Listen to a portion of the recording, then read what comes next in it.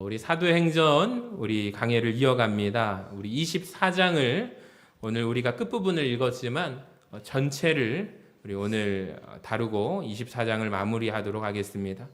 지난번에 사도행전 말씀이 기억이 나시나요? 사도 바울이 어디에서 죽을 뻔했었죠? 예루살렘에서 죽을 뻔했습니다. 그렇다면 바울을 내가 죽이기 전에는 먹지도 않겠다, 마시지도 않겠다 결단한 사람이 몇 명이었죠? 40명이 되었습니다. 여러분, 그렇다면 무슨 수로 사도 바울 입장에서 예루살렘을 무사히 빠져나갈 수 있겠습니까? 자, 그런데 감사하게도 그들이 40명이 결심하기 이전에 누구의 결심이 있었냐면 우리 하나님 아버지의 결심이 있었습니다. 바울을 살리셔야만 하는 결심이 있었습니다. 그래서 반전의 역사를 이루어 가시는데, 자, 무려 로마 군인 몇 명이냐면 470명이 동원됩니다. 아마 전 세계적으로 어떠한 나라 대통령이라 할지라도 이 인원 정도를 경호하지는 못할 것 같아요. 대단하죠? 로마 군인 470명이 동원이 되어서 사도 바울을 안전하게 호송하고 예루살렘을 무사히 빠져나오게 됩니다. 자, 그래서 사도 바울은 어디로 가냐면 따라해 볼까요? 가이사랴. 이 가이사랴로 이동하게 됩니다. 한편으로는 목숨을 내놓고 죽을 수도 있었던 아주 위험한 여정이 하나님이 지켜주시니, 하나님이 결단하시니 가장 안전한 여정으로 바뀌었다라는 것입니다. 자, 그리고 오늘 24장 말씀이 이어집니다. 24장을 보면은 낯선 이름들이 많이 등장하는데요. 누가 누군지 도대체 우리가 잘 모르겠습니다. 자, 가이사랴로 호송되어서 사도 바울이 누구 앞에 서게 되냐면 따라해 볼까요? 벨릭스라는 총독 앞에 서서 벌어지는 이야기입니다. 자, 1절을 같이 한번 읽어볼까요? 시작. 닷새 후에 대제사장 아나니아가 어떤 장로들과 한 변호사 더둘로와 함께 내려와서 총독 앞에서 바울을 고발하니라. 아멘. 그러니까 오늘 말씀의 내용은 사도행전 24장은 재판에서 벌어지는 이야기거든요. 여러분, 사실 사도행전 24장이 우리에게 조금 어렵습니다. 도대체 누가 누군지 잘 모르겠습니다. 사도행전을 기록한 사람이 누구였죠? 누가가 기록했거든요. 그러니까 누가가 기록할 이 당시에 여러분, 총독 벨릭스라는 이 사람의 이름을 우리가 어떻게 이해하면 되냐면 지금 우리나라 대통령의 이름을 모르는 사람은 아무도 없을 것입니다. 그러니까 우리가 아는 대통령의 이름이 이렇게 다 알듯이 마찬가지로 이 당시 사람들에게도 총독 벨릭스 하면은 굉장히 다 누구나 알만한 이름입니다. 어떤 인물인지 그 사람에 대해서 정확하게 알고 있습니다. 또 벨릭스의 아내, 그의 부인이 유대 여자, 따라해 볼까요? 드루실라라는 유대 여자거든요. 자, 이 여인에 대해서도 어떤 사람인지 사람들이 다 알고 있어요. 그러니까 사도행전 24장은 이러한 배경을 우리가 알게 되면, 이해한다면 굉장히 재미있는 말씀이거든요. 자, 제가 먼저 좀 설명을 더 하겠습니다. 자, 성경을 우리가 함께 나누기 전에 한번 배경을 보시기 바랍니다. 첫 번째로 우리가 벨릭스에 대해서 좀 알았으면 좋겠습니다. 자, 총독 벨릭스는 도대체 누구일까요? 벨릭스 사진을 한번 보여주시면 이 사람은 어떤 사람이냐면 52년부터 60년까지, 그러니까 8년 동안 유대 지방의 총독으로 재임했던 사람이 벨릭스입니다. 네, 여러분, 이 사람의 원래 신분이 뭔지 아세요? 들으시면 깜짝 놀랄 겁니다. 노예 신분이었다는 것을 아십니까? 원래는 이 사람이 노예였어요. 그것도 어떤 노예냐면 로마 황제의 어머니에게 소속된 노예였습니다. 그러니까 로마 황제의 어머니의 총애를 받게 된 노예거든요. 그래서 어느 날 아주 운이 좋죠. 로마 황제의 어머니가 그에게 노예 신분에서 해방을 시켜줍니다. 자유민의 신분으로 바꾸어 줍니다. 그래서 벨릭스에게 형이 있어요. 팔라스라는 형도 있는데 이 둘이가 자유민이 됩니다.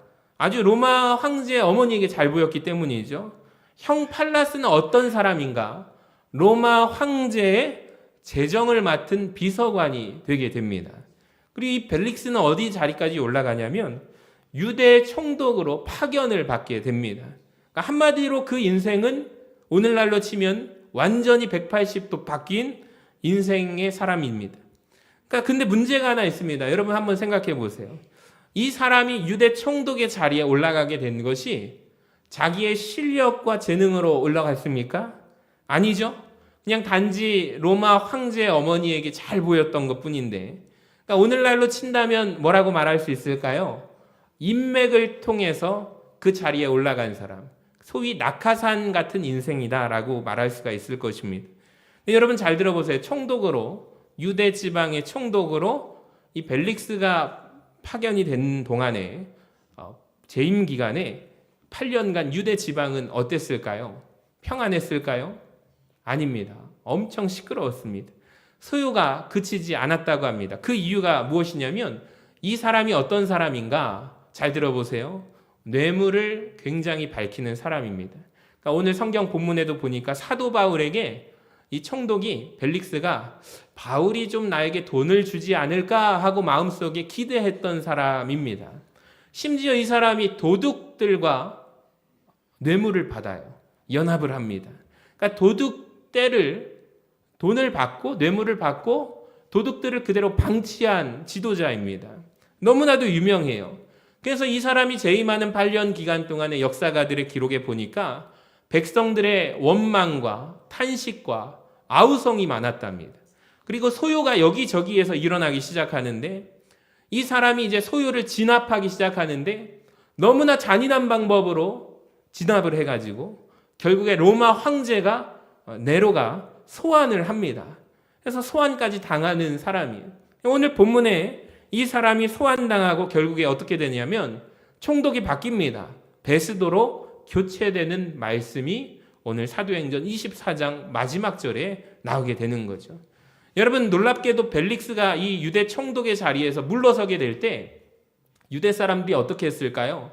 모두가 다 환호하고 박수를 쳤다고 합니다. 너무나 즐겁게 기뻐했다고 해요. 이 사람에 대해서 역사가 중에 타키투스라는 사람이 이렇게 기록하는데요. 이 벨릭스는 어떠한 사람인가 잘 보세요. 포악하고 음흉하고 온통 노예 마음으로, 신분이 노예였잖아요. 그러니까 왕의 권력을 휘둘렀던 사람이다. 이게 벨릭스의 역사의 평가입니다. 또 하나 문제가 있습니다. 여자 문제가 있습니다. 이 사람이 결혼을 몇 번 하냐면 무려 3번이나 하게 되는데요. 오늘 본문에 등장하는 유대 여자 드루실라와의 결혼이 온 세상을 떠들썩하게 만들었습니다. 원래 이 여자가 잘 보시면 다른 남자가 있는 아내였습니다. 그러니까 작은 어느 한 나라의 왕국의 왕비였고요. 결혼한 지 1년밖에 안 됐는데 벨릭스 총독이 자기 아내로 빼앗아서 결혼을 합니다. 그리고 이 결혼이 얼마나 많은 사람들에게 떠들썩하게 소문이 돌았는지 역사가 요세푸스가 이 결혼에 대해서 두 사람의 결혼을 이렇게 말합니다. 한번 보세요. 벨릭스는 자기 친구인 시몬이라는 사람을 그녀에게, 드루실라에게 보내게 됩니다. 이 시몬이 우리가 사도행전에 등장하는 마술사 시몬 그 사람 맞습니다. 구브로 태생의 유대인인 그는 마술사 행세를 하고 그녀에게, 드루실라에게 지금 있는 현 남편을 버리고 너는 누구랑 결혼해야 된다? 벨릭스 총독과 결혼해야 된다라고 자꾸 부추기게 되죠. 결국에 그녀가 설득에 넘어가서 현 남편을 버리게 되고 조상의 법도를 어깁니다. 유대인이거든요. 자기 남편을 버려버리고 벨릭스와 결혼하겠다고 선언을 했다라는 거죠. 그러니까 이 두 사람이 이런 사람이었어요. 여러분 벨릭스의 인생을 살펴보면서 이런 생각이 듭니다. 역시 영광을 얻는 것보다 더 중요한 것은 영광의 무게를 견디는 성품과 인격이 준비되어야만 한다라는 점입니다. 여러분 우리가 인생을 살다 보면서 사람이 권력을 쥐게 되었을 때 완전히 180도 달라지고 변화되는 사람을 우리가 보게 될 것입니다. 저 사람만큼은 안 그럴 줄 알았는데 우리가 기대를 걸었는데 그 사람이 하다못해 어느 마을의 작은 장이라도 어느 그 동네에 장이라도 맡았을 때 완전히 사람이 권력에 취해서 바뀌어 버리는 사람들이 있죠. 그런 우리가 모습들을 많이 보고 실망하기도 하죠. 여러분 왜 그럴까요? 그런데 어떤 사람은요, 요셉과 같은 하나님께서 요셉과 같은 사람을 감옥 지하 감옥에 있는 요셉을 끌어올리시면 어느 자리에까지 올리시죠? 애굽의 총리 대신의 자리까지 하나님께서 올리셨을 때 아무런 문제가 일어나지 않는 사람들도 있습니다. 아니 오히려 그 자리를 잘 감당하고 겸손한 사람들이 있어요. 여러분 그런 사람들도 만났을 것입니다.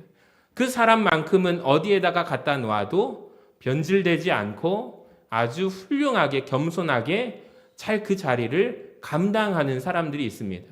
왜 그럴까요, 여러분? 왜 그런지 아십니까? 모두가 영광을 탐하고 영광을 누리기를 원합니다. 우리 자녀들을 위해서도 그런 기도 많이 하시죠? 우리 자녀들이 잘 되기를 바랍니다. 하나님의 축복을 받아서 영광의 자리에 우리 자녀들이 올라가기를 바랍니다. 또 우리도 그렇게 쓰임받기를 원합니다. 여러분 그런데 제가 언젠가 설명을 해드렸지만 영광에는 무게가 있습니다. 영광이 히브리어로 따라해 볼까요? 카바드. 카바드라는 뜻이고 면류관, 왕관이라는 뜻인데요. 여러분 원래 본 뜻은 무엇이냐면 무겁다라는 뜻이 있어요. 영광에는 무게가 있다라는 거예요. 여러분 영광스러운 자리에 올라가려면 그 무게를 견뎌내야 합니다.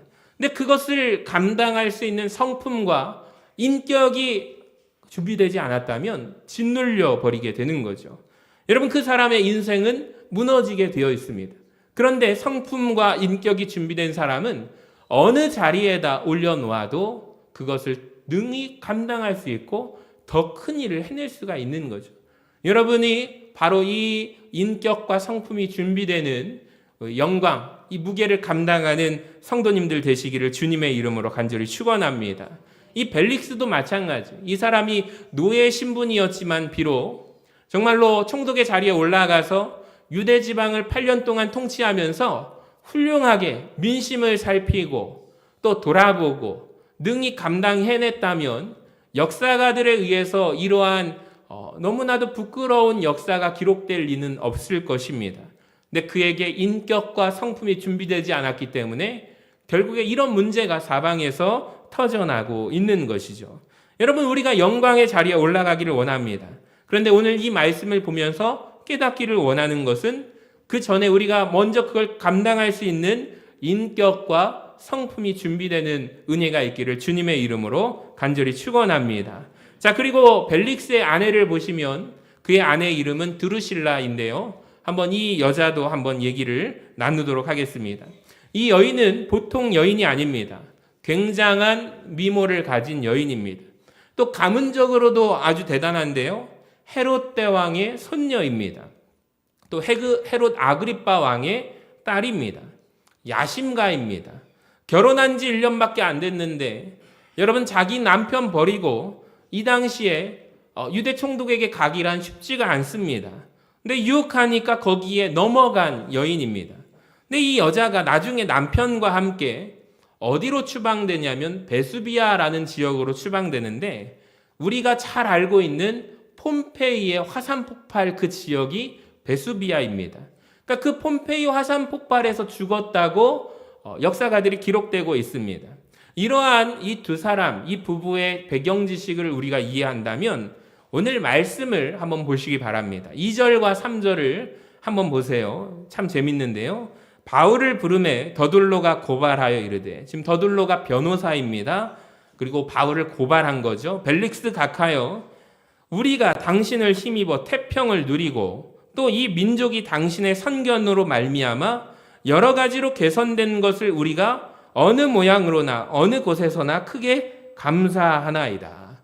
여러분 아까 전에는 우리가 이 말씀을 배경 지식을 모를 때는 잘 몰랐는데 벨릭스 총독이라는 사람과 이 두르실라라는 이 아내가 어떤 사람인지 알고 설명을 듣고 나니까 그저 기가 막히죠. 헛웃음이 나옵니다. 더둘로 변호사가 뭐라고 말해요? 당신으로 인하여 우리 유대의 백성이 태평을 누리고 당신을 통하여 우리가 개선되었습니다. 이것을 우리가 두 글자로 뭐라고 합니까? 아부라고 합니다. 사실과 다른 이야기를 하고 있는 거죠.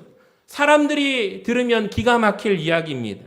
아니, 총독 벨릭스로 인해서 태평을 누려 얼마나 이 사회가 시끄러웠는데. 여러분, 근데 이 세상에 똑같은 것 같아요. 더들로와 같은 변호사들, 아첨꾼들이 얼마나 많습니까? 자, 그렇다면 더들로가 왜 지금 총독을 칭찬하는 이유는 무엇일까요? 본심은 뭐죠? 자기 역시 출세하고 싶기 때문이죠. 권력을 가진 자에게 잘 보일 때 자기의 출세길이 열리기 때문이죠. 여러분, 이 사람 자체가 지금 대제사장 아나니아에게 고용을 받아서 죄가 없는 사도 바울을 고발하는 데 쓰임받는 사람 아닙니까? 그러니까 한마디로 돈에 팔린 변호사예요. 선과 악을 구별하지 못하는 사람입니다.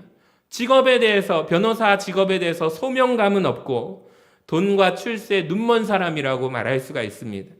또한 사도 바울에 대한 고발장을 한번 보시기 바랍니다. 자, 5절을 보니까 우리 같이 한번 읽어볼까요? 시작. 우리가 보니 이 사람은 전염병 같은 자라 천하에 흩어진 유대인들을 다 소유하게 하는 자요 나사렛 이단의 우두머리라. 그러니까 세 가지로 고발을 했어요. 제가 이 말씀을 묵상하는데 참 은혜가 되었습니다. 자, 고발장 내용 첫 번째는 뭐냐면 사도 바울은 어떤 자이기 때문에 고발해요? 전염병 같은 자다. 그러니까 우리가 불과 한 2, 3년 전에 코로나를 겪지 않았다면 전염병의 무서움에 대해서 우리가 알지 못했을 것입니다. 얼마나 무섭습니까? 접촉만 해도, 마스크를 썼는데도 감염되지 않습니까? 여러분, 얼마나 큰 영향을 받게 됩니까? 바울이 전염병 같은 자다라는 거예요. 바울을 만나는 사람은 누구든지, 즉 접촉하는 사람들을 어떻게 변화시키냐면 바울 자신처럼 그리스도인으로 바꾸는 능력이 있다라고 말하고 있는 거죠. 저는 이 말씀을 보면서 우리도 이와 같은 평가를 받았으면 좋겠다라는 거예요. 여러분이 만나는 자들마다 변화되는 놀라운 역사가 임하기를 바랍니다. 여러분이 어떠한 공동체 안에서 선한 영향력을 미치고 계신가요? 여러분의 가정에서, 여러분이 직장에서 만나는 사람들마다 여러분이 가진 예수를 자랑하고 하나님의 말씀을 증거하고, 할렐루야, 여러분 하나님 자녀로 우리가 살아갈 수 있도록 변화시킨다면 얼마나 좋을까요? 그런데 우리는 오히려 되려 세상의 영향을 받고 전염받는 자는 아닙니까? 우리가 한번 생각해 보기를 원합니다.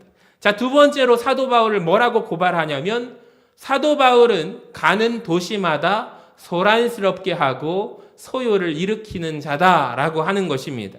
이 사람이 가는 곳마다 온 도시가 뒤집어지고 시끄럽게 된다라는 것입니다. 여러분, 정말 그렇습니다. 바울이 가는 곳곳마다 소동이 일어나죠. 특별히 우리가 기억할 도시가 있는데 에베소라는 도시에서 기억하시죠? 마술이 가득하던 도시에 한 사람이 들어가니 도시가 완전히 뒤집어져요. 부흥이 일어나게 됩니다. 거기에서 집집마다 부적처럼 모시고 있던 마술책들이 집안에서 꽁꽁 감추어졌던 곳에서 여러분 마을 광장 한복판에, 도시 광장 한복판에 마술책이 끄집어져 나와서 불태워지게 되게 되는 것입니다. 바울 때문에 영향을 받게 되니 온 도시가 소요가 일어나게 되는 것이죠. 여러분, 우리를 통하여 그런 역사가 일어나게 되시기를 주님의 이름으로 간절히 축원합니다. 자, 세 번째, 바울을 향해서 뭐라고 고발해요? 이 사람은 나사렛 이단의 우두머리라고 말합니다. 그러니까 악의적으로 더들로가 지금 이단이라고 말하는 것은 어떨 수 없죠. 근데 제가 주목하고 싶은 것은 무엇이냐면 그 사람들이 볼 때 바울은 어떤 자였냐면 우두머리였다, 리더였다라는 점입니다.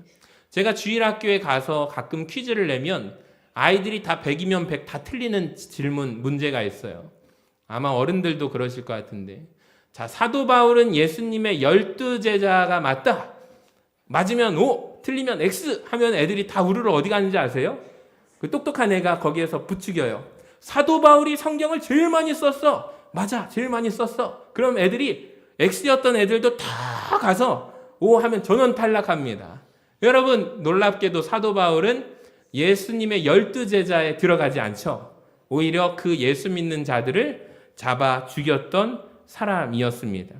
예수를 핍박하는 자가 늦게서야 회심하고 예수 믿고 나니 얼마나 인생을 바쳐서 열심히 예수를 전했는지 사람들이 볼 때 저 사람은 나사렛 예수의 우두머리다, 리더라 라고 말하는 거죠. 이걸 보면서 이런 생각이 들었어요. 여러분, 우리가 조용히 교회 다니고 조용히 예수 믿는 것을 추구하시는 분들이 은근히 많습니다. 여러분, 근데 그림자처럼 소리 없이 조용히 왔다가 교회 조용히 이왕 예수 믿는 것보다 여러분, 사도 바울처럼 리더로 믿게 되기를 주님의 이름으로 간절히 축원합니다. 이왕 예수 믿는 거 우리가 조용히 믿지 말고 우리가 리더로, 우두머리로 믿게 되기를 축복합니다.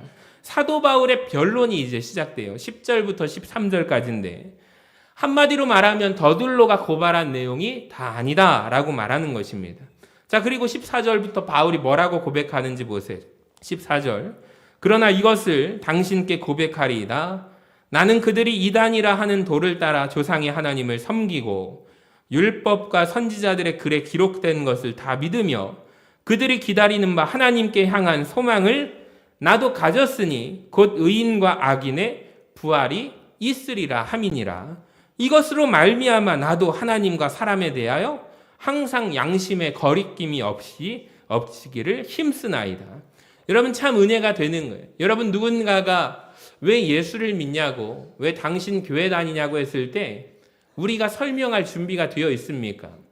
준비하고 열심히 복음에 대해서 나름대로 정의하신 분들은 그 순간에 딱 내가 왜 예수 믿어야 하는지 준비되신 분들은 말할 수 있지만 우리가 준비하지 못하는 자는 인생의 어느 순간에 자녀들의 입을 통하여 누군가가, 이웃들이 당신 왜 예수 믿냐고, 왜 굳이 그렇게 쓸데없이 교회 열심히 다니냐고 했을 때 우리가 반박할 말의 거리가 준비되지 않습니다. 그런데 여러분, 바울을 보십시오. 5가지로 설명을 해요. 첫 번째로 나는 그 도를 따라 살아가는 자입니다. 제가 언젠가 기독교가 종교가 아니라 길이라고 말씀드린 적이 있어요.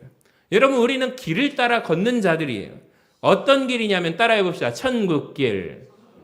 다시 한번 천국길. 그리고 또 두 번째 생명길. 생명길입니다. 그리고 마지막으로 좁은 길. 여러분, 우리가 천국길과 생명길과 남들이 다 넓은 다니는 큰 도로 대로가 아니라 우리는 좁은 길, 좁은 문으로 가는 하늘나라에 우리 하나님을 섬기는 길을 걸어가는 자들이라 라고 말씀을 드린 적이 있어요. 자, 굉장히 중요하죠. 잘 보세요. 두 번째, 바울이 뭐라고 강조하냐면 나는 하나님을 섬기고, 하나님을 섬기는데 어떤 분들은 하나님이 나를 섬기듯이 하나님이 나의 소망을 이루어 주시는 분, 하나님이 나를 섬겨야 하는 분으로 생각하시는 분들이 참 많습니다. 여러분, 아닙니다. 여러분, 우리는 하나님을 섬기는 자입니다. 우리가 하나님을 섬기기를 바랍니다.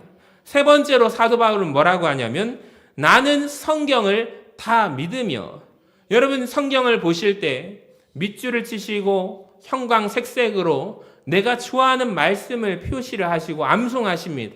그런데 여러분, 뒤집어 생각하면 내가 밑줄 치지 않은 부분, 창세기부터 요한계시록의 모든 말씀을 내가 믿는 것입니다. 그게 하나님의 말씀을 믿는 것입니다. 나는 성경을 다 믿으며 라고 말합니다. 네 번째, 사도 바울은 나는 하나님을 향하여 소망이 있다. 우리는 세상을 향하여 환경을 바라보면서 소망을 갖는 자들이 아니라 소망이 없을지라도 하나님을 향한 소망이 우리에게 있기를 주님의 이름으로 간절히 축원합니다. 다섯 번째로 사도 바울은 하나님과 사람에 대하여 나는 양심에 거리낌이 없기를 바란다, 힘쓴다 라고 말하는, 얼마나 도전이 되고 마음을 찔렀는지 모릅니다. 여러분, 우리도 감히 이렇게 고백할 수 있기를 바라고 누군가가 여러분을 통하여 복음의 참 진리를 듣게 되는 역사가 임하게 되기를 주님의 이름으로 간절히 축원합니다. 이 말을 총독 벨릭스가 들어요. 바울이 죄가 있습니까? 없습니까? 죄가 없죠. 자, 그래서 명령을 해요. 23절에 백부장에게 명하여 바울을 지키되 자유를 주어라. 그리고 그의 친구들이 바울을 돌보아주는 것을 금하지 말아라 라고 말을 합니다. 결국에 이 재판은 누가 승리한 거예요? 바울이 승리하게 되는 거예요. 자, 문제는 그 다음입니다. 사도 바울이 벨릭스 부부를 만나게 되는데 굉장히 중요하거든요. 24절을 우리 같이 읽어봅니다. 시작. 수일 후에 벨릭스가 그 아내 유대 여자 드루실라와 함께 와서 바울을 불러 그리스도 예수 믿는 도를 듣거늘. 여러분, 벨릭스는 그의 아내와 함께 부부 동반으로 바울을 불러서 뭘 듣기를 원해요? 네가 믿는 예수, 기독교가 어떤 것인지를 설명을 듣기를 원하는 거예요. 자, 그래서 아무것도 모르는 이방 사람들에게 사도 바울이 설교를 하러 가는 거죠. 여러분이라면 어떤 설교를 준비하겠습니까? 복음을 어떻게 전하시겠습니까? 25절을 보세요. 바울이 무엇을 전해요? 노란 글씨만 읽어볼까요? 시작. 바울이 의와 절제와 장차오는 심판을 강론하니. 벨릭스와 두루실라가 어떤 삶을 살았는지 안다면 여러분, 이건 진짜 화들짝 놀랄 이야기입니다. 오늘 본문은 굉장히 놀랄 말씀입니다. 다시 한번 말씀드릴게요. 벨릭스는 탐욕의 사람이에요. 악명 높은 불의한 자입니다. 자, 그런데 그 사람 앞에서 바울이 예수를 믿는 도에 대해서 설교를 하는데, 부탁을 받았는데 그 사람 앞에서 눈치를 보는 것이 아니라 무엇에 대해서 말씀하냐면 의로움에 대해서 설교를 하죠. 벨릭스와 드루실라의 결혼이 시대에 의롭지 않은 결혼 생활이었기 때문입니다. 그 두 부부 앞에서 의로움에 대해서 설교를 합니다. 두 사람의 결혼은 인간의 정욕이 낳은 절제하지 못한 결과로 이루어지는 결혼이었습니다. 이 사람들 앞에서 절제에 대한 말을 전합니다. 이 두 사람 앞에서 회개하지 않으면 장차 올 심판에 대해서 강조하는 설교를 합니다. 바울 정말 대단한 사람이에요. 한마디로 말해서 사도 바울은 지금 소위 표적 설교를 하고 있는 거죠. 의롭지 못하고 절제하지 못한 자, 심판을 두려워하지 않는 자의 삶을 살던 벨릭스와 드루실라 앞에서 돌직구를 던지고 있습니다. 그는 아주 용기 있는 설교자입니다. 여러분, 오늘 본문을 시작할 때 24장 첫 번째 누구를 보았냐면 변호사 더둘로를 보았습니다. 여러분, 그는 사실과 다른 말을 전하죠. 아첨하죠. 기분 좋은 말로 벨릭스 총독에게 아부합니다. 그런데 바울은 그의 죄를 지적하죠. 오늘 말씀 앞에서 참 많은 생각이 들었습니다. 저는 설교자로서 더둘러로 살아갈 것인가? 설교자로서 바울로 살아갈 것인가? 우리 성도들이 좋아하는 귀에 듣기 좋은 말을 하는 사람이 될 것인가? 아니면 여러분이 들어야 할 분명한 성경의 메시지를 전하는 사람이 될 것인가? 마음의 감동은 하나님 앞에 바른 설교자가 되기를 원하는 마음의 결단이 있었습니다. 사랑하는 여러분, 여러분도 회개하셔야 합니다. 내가 예수 믿고 신앙생활 수십 년을 해도 아무런 변화가 이루어지지 않는 삶을 우리는 회심해야 합니다. 믿는다고 하면서 신자라고 하면서 죄 가운데 뒹굴고 살아간다면 여러분, 우리는 회개해야 합니다. 의와 절제와 심판에 대해서 한번 짚고 넘어가면 사도 바울은 예수 믿는 도의 핵심을 의와 절제와 심판이라고 말했는데 한번 따라해 볼까요? 의와 절제와 심판. 여러분, 이거 잘 알면 여러분이 복음을 전할 수 있습니다. 복음이라는 것은 이 세 가지와 연결되어 있습니다. 예수 믿는다는 것은 의로움입니다. 여러분, 의가 무엇일까요? 한국 사람들은 저 사람 참 의로워할 때 우리가 착각하는 것이 있습니다. 성경은 의로운 자, 의인에 대해서 말씀할 때 우리가 생각하는 것과 전혀 다른 것을 말씀하십니다. 하나님과의 바른 관계를 의인이라고 합니다. 예수 믿는 것을 핵심은 바로 의로움입니다. 여러분, 복음은 의롭게 되는 것, 하나님과의 바른 관계를 맺게 되시기를 축복합니다. 자, 두 번째, 예수 믿는다는 것, 절제하고 연결되어 있습니다. 절제라는 것도 우리가 생각할 때 관념과 다릅니다. 성경이 말하는 절제는 잘라버리는 것입니다. 옆에 있는 것을 제쳐두는 것입니다.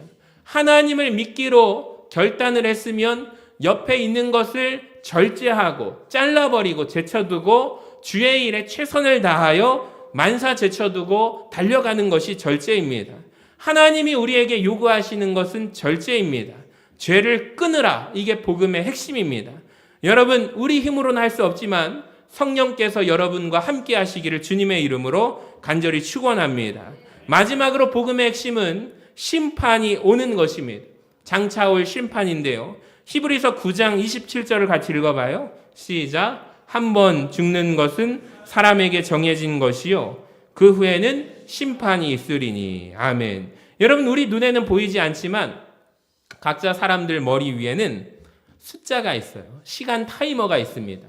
그게 0이 되면 우리는 누구 앞에 서게 돼요? 심판자이신 하나님 앞에 서게 되는 것입니다. 이게 복음의 핵심이라는 거죠. 내가 언제라도 내 머리 위에 있는 타이머가 0이 되었을 때 내가 이 세상에서 호흡을 마치고 그분 앞에 심판주 앞에 서게 되는 날 내가 그 앞에 설 준비가 되어 있는가? 여러분, 이것이 복음입니다. 자, 이 말씀을 들으니, 설교를 들으니 여러분 어떠십니까? 말씀이 좀 부담스럽죠? 벨릭스도 거부 반응이 이루어졌습니다. 두려웠어요. 성경에 보세요. 25절에 바울이 의와 절제와 장차 오는 심판을 강론하니, 듣고 보니까 벨릭스가 다 자기 말이에요. 불의한 삶을 사는 나, 절제하지 못한 나, 심판을 믿지 않았던 나, 두렵습니다. 여러분, 말씀 들을 때 두려운 건 좋은 거거든요. 자, 그런데 그가 하는 결정을 보세요. 지금은 뭐래요? 가라. 그는 지금 회개하지 않아요. 내가 틈이 있으면 너를 다시 부르리라.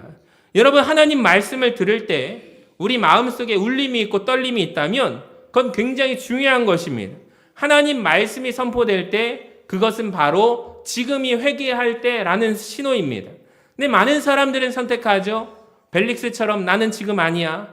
조금만 더 이 삶을 살다가 내가 틈이 있으면 너를 부르리라.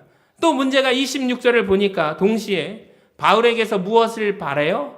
돈을 받을까 바라고 있어요. 여러분, 왜 바울이 돈이 많다고 생각을 했을까요?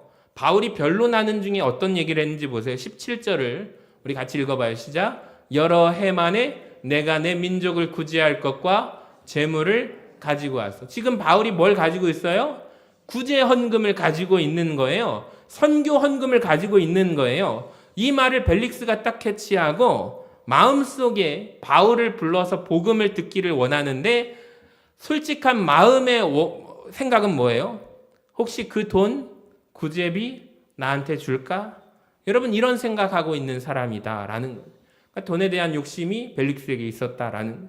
그래서 자꾸만 부르는 거예요. 바울을 불러서 혹시 나에게 돈 줄까? 말씀을 듣는데 마음의 토양이 잘못된 거죠. 하나님의 말씀을 듣지만 돈 받을까라는 생각이 더 있는 거죠.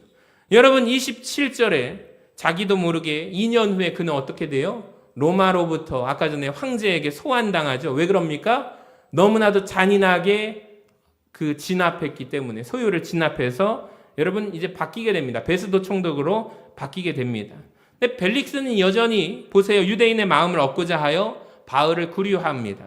그러니까 벨릭스의 마음에 두 가지가 있다는 것을 알게 되는데, 첫 번째는 뭘 사랑해요? 돈을 사랑해요. 자, 두 번째는 사람들에게 인정받고 싶어 합니다. 벨릭스의 마음에 있는 게 두 가지예요. 여러분, 바울의 설교 듣고 벨릭스가 왜 회개하지 못했을까요? 두려워했지만 그는 왜 구원받는 하나님의 자녀가 못 됐을까요? 첫 번째로 회개를 뒤로 미뤘기 때문입니다. 두 번째로 그의 마음에 더러운 것이 가득했기 때문입니다. 예수님께서 우리에게 어떤 말씀을 하셨냐면, 너희가 아무리 하나님의 좋은 말씀을 듣고 또 들을지라도 우리의 마음밭이 가시밭과 같다면 세상의 염려와 재물에 대한 마음으로 우리가 가득하고 있다면 아무리 좋은 말씀, 하나님의 말씀을 내가 들었을지라도 그 열매가 결실합니까? 못합니까? 결실하지 못한다. 우리 예수님께서 분명히 말씀하십니다. 사랑하는 여러분, 그렇다면 우리가 좋은 말씀 듣는 게 목적이 되어서는 안 됩니다. 중요하지 않다라는 거죠. 중요한 것은 누구의 반응이냐면 나의 반응이라는 것입니다. 여러분, 오늘 이 말씀이 나에게 변화로 일으키는 표적 설교가 되기를 주님의 이름으로 간절히 축원합니다. 따라합시다. 회개할 때 회개합시다. 여러분, 회개의 기회가 얼마 있지 않아요. 벨릭스도 지금 보니까 시간이 몇 년 남았어요?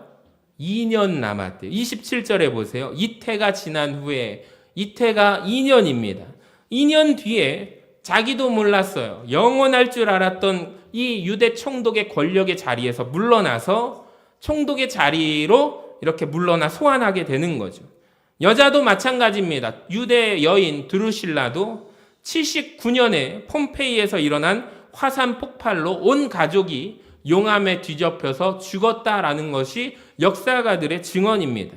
여러분, 이 두 부부에게 2년의 시간이 있었지만 여러분, 그 기회가 얼마나 남았는지 이들은 몰랐습니다. 영원할 것이라고 믿고 가라, 지금은 아니다, 나중에 내가 너를 부를게 라고 말합니다. 여러분, 회개할 기회가 있습니다. 회개할 때가 있습니다. 그걸 미루지 마시기를 바랍니다. 심판주 앞에 서게 되는 날 우리가 그것을 기억하며 오늘 믿음으로 서는 우리 모든 사명자들, 우리 성도들, 우리 교회 되시기를 주님의 이름으로 간절히 축원합니다.